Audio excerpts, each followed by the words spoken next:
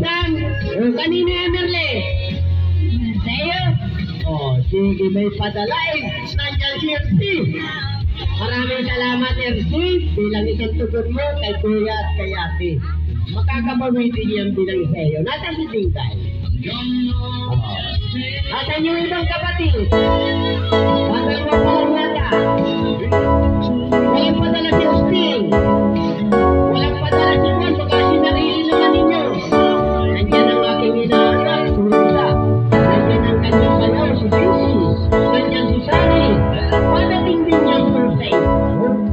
Nandiyan, maraming salamat. Maraming salamat.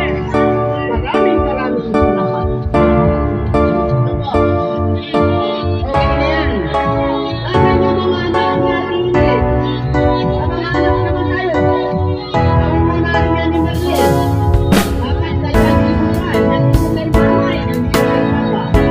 Nandito kay magpapala na ng pasta mo. Nandiyan ang kanyang mga anak. Maraming salamat mga anak. Nandiyan din. Umuha ka na lang eh. At sinabi mo sa wawan. Nanan si Marlene. Yan po ang public talagang sumusunod sa ano ba?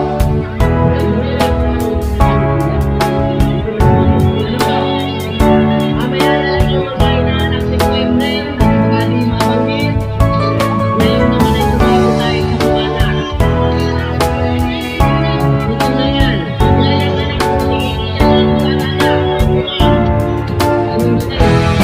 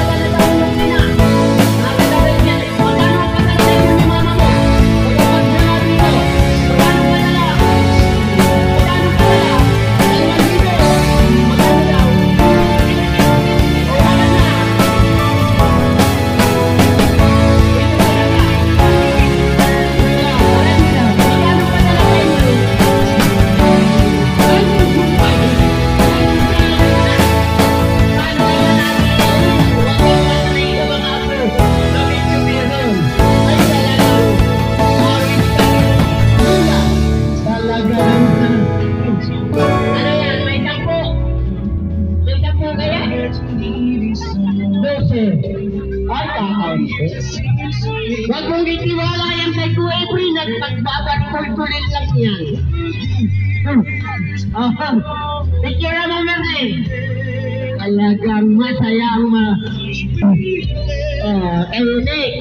Siya po yung anak na bunso na nasa ibang bansa. 5,000 yan. Ang hindi nahulog. Abay, may anak, may manugang. Alaka. Nasaan ang manugang nabili? Aga, Gisa.